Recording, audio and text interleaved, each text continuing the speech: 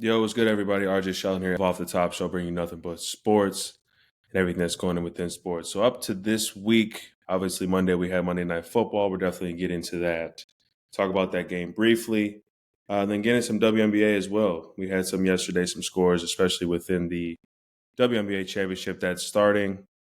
There's obviously some teams. We're going to get to that later, but right now, let's go ahead and talk about this Monday night games here. We had the Philadelphia Eagles against the Tampa Bay Buccaneers. Eagles won that one 25-11.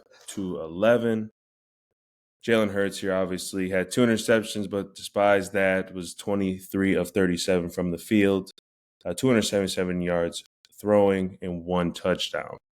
I think 2 of those interceptions he did throw, was not intended. Was just boneheaded plays on his end, but can't be having 2 interceptions, especially being one of the top guys in the NFL at the quarterback position. But let's go over to Swift. Swift is running the ball very well here. Last week, I know he was over 100 yards, again this week. 16 carries for 130 yards. That's a great addition that the Eagles have brought on the offensive end, given that that balance of running and passing. And then A.J. Brown, all that talk of is he getting mad? He's not getting the ball. I think clearly this game's shown that he's getting the ball, and they obviously need him on that offensive end and on that outside to make plays. He had 9 receptions for 131 yards.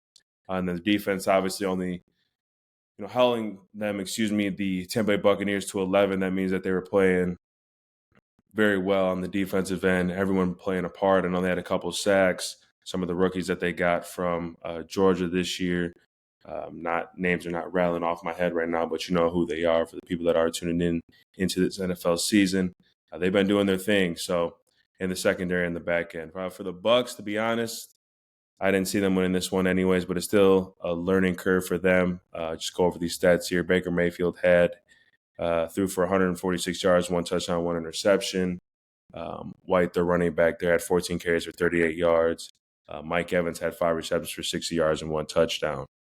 If you didn't see any of that game, but I think majority of America was watching that, had a nice little one-hand grab, but he was making plays. We all know we're getting out of Mike Evans, but this was a test for Baker Mayfield.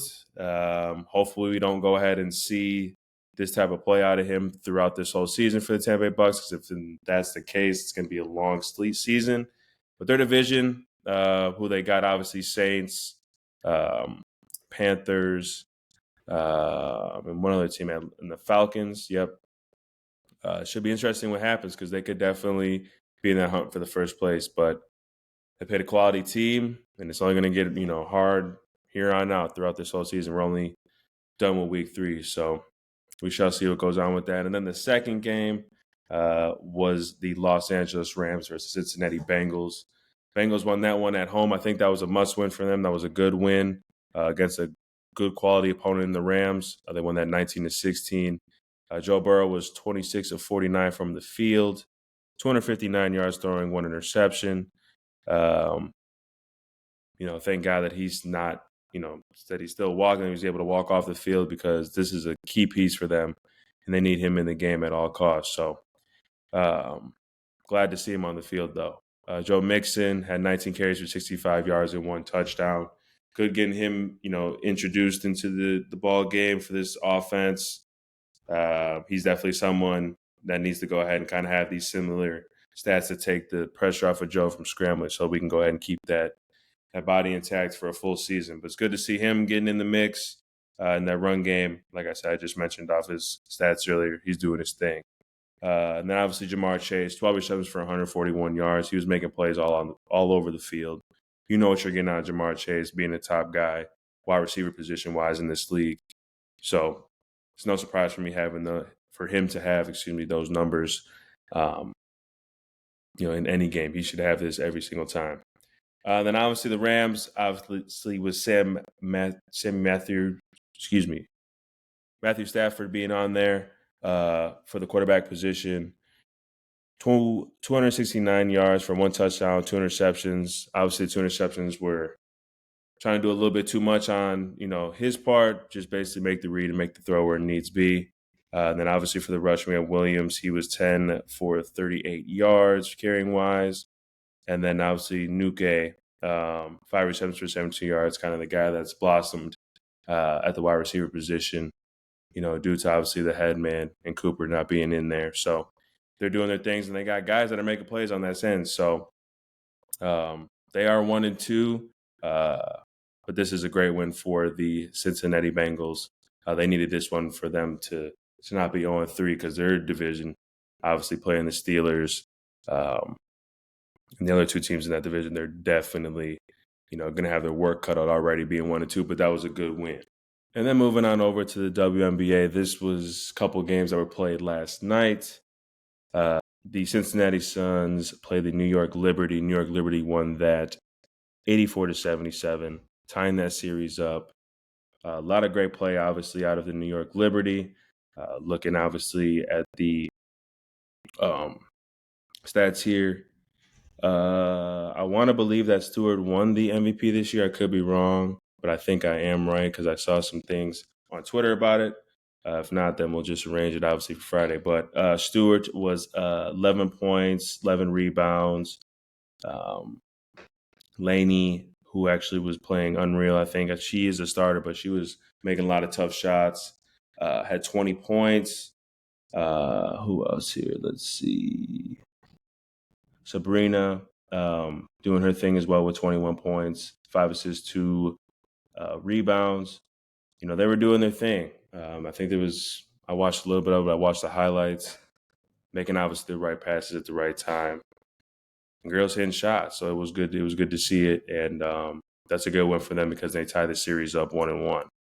I believe it stays maybe one more in New York, or I could be wrong, but either way, 1-1. That's a good series to watch when I was watching the highlights, but fell asleep to it last night. And then moving on over to the last game here, obviously Dallas Wings versus the Las Vegas Aces. Las Vegas Aces won that 191-84 for the Wings. Enrique obviously doing her thing, 24 points, 4 assists, 3 rebounds. Howard as well, their forward there, had 20 points and 10 rebounds. So obviously Sims as well, was in there doing her thing. But those two that I mentioned earlier, kind of the front runners for the Dallas Wings, they did definitely play their part. I definitely think obviously pieces around them now, them being down 0-2, if we have to step up. But I think those two going into the next game, we're going to have a monster game to beat this loaded Aces team. Obviously, we all know Aces have been in championships, winning it last year. They got players and they know what they need to do, every time, every possession. So kind of just looking at the stats here, obviously we know about Wilson, 30 points, 11 rebounds. You know what you're getting out of her. She's everything and more when it comes to go ahead and making the correct plays. And obviously Plum, 18 points, a lot of key threes. I was watching in the highlights as well. They do what needs to be done. This team's going to be tough to beat, especially being up 2-0 now. So, and with that, man, we're coming to you short and sweet here. Obviously, you see me on Mondays, today, and Fridays. More of our Monday and Fridays are more in-depth of what we feel this weekend is going to be when it comes to football. But obviously, I got some things up my sleeve here for this Wednesday, a little segment when it's just me. But we're definitely going to incorporate sports and a lot more things. Going to have some interviews that are going to be popping up here with obviously individuals that I know through my time of playing, who I've rubbed shoulders with. So appreciate you guys for tuning in always. You're going to go ahead and see me on Friday. Obviously, Lip's going to be there as well. But you guys have a great day. Continue to be the best you can be. And let's go ahead and continue to have a great week. See you guys. Peace out.